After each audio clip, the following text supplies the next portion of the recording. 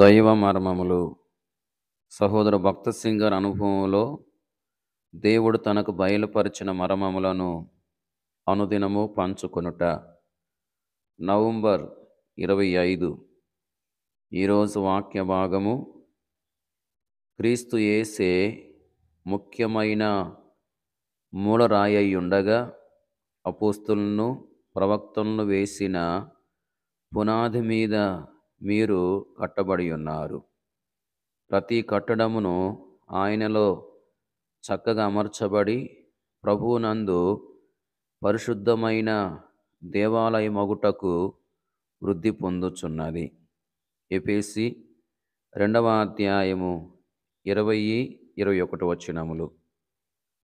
నేను క్రైస్తవునైన పిమ్మట హృదయమునందు గల ఆకలి వలన వివిధ స్థలములకు తిరుగుచు వివిధ దేవాలయములకు వెళ్ళుచుంటిని.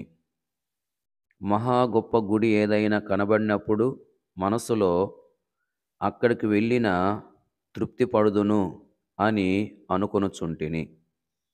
మందిర కట్టడము ఎంత పెద్దదైనను, అక్కడ బోధకులు ఎన్ని యోగ్యత పత్రములు పొందియుండినను, అక్కడ ఎంత గంభీరమైన వాయిద్యములు ఉండినను, నా ఆఖరి తీరికయే ఆ కట్టడమును విడిచి వచ్చుచుంటిని. 2 సంవత్సరములు ఇట్లు గడిచెను.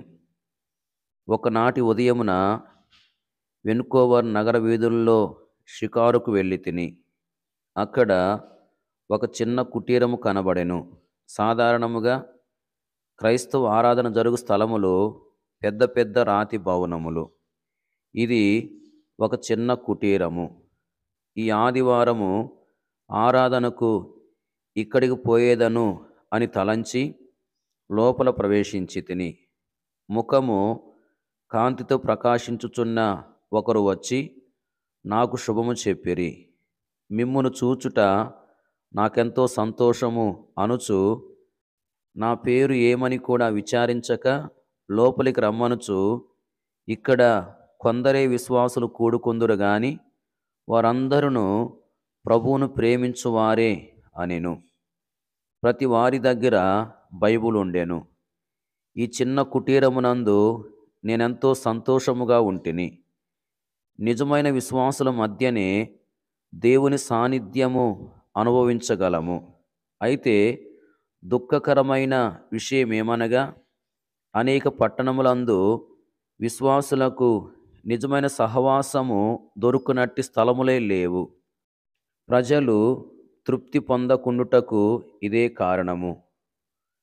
మన ఆకలి ఎప్పుడు ధారాళముగా తీర్చబడిననగా, దేవుని మందిరం యొక్క పరలోక మర్మమును గ్రహించి దేవుని బిడలతో కూడుకొని దేవుణ్ణి ఆత్మతోనూ సత్యముతోనూ ఆరాధించినప్పుడే. అయ్యో, అనేక మంది విశ్వాసులకు దేవుని నిజమైన మందిరం అనగా ఏమో తెలియకున్నది. వారు ఒక కట్టడమును సంఘమని పిలుచున్నారు. ఇది సెయింట్ జాన్ చర్చి, ఇది సెయింట్ లూక్ చర్చి అని ఈ విధముగా చెప్పుచున్నారు. ఈ కట్టడము ఒక చర్చి కానేరదు. విశ్వాసులైన మనము కూడినప్పుడు మనమే సంఘమగుచున్నాము.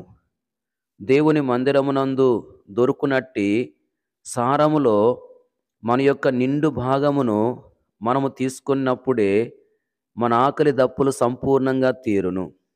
ప్రభువును ఆరాధించుచు చూచుచు ఆయన్ను భుజించుచుండగా ఆయన యొక్క సాన్నిధ్యము అంతకంతకు అధికముగా మనకు గ్రాహ్యమగును. అప్పుడే మనము ఈ లోకమునకు మేలైన ఉప్పు యొక్క రుచిని ఇవ్వగలము. Praise the lord.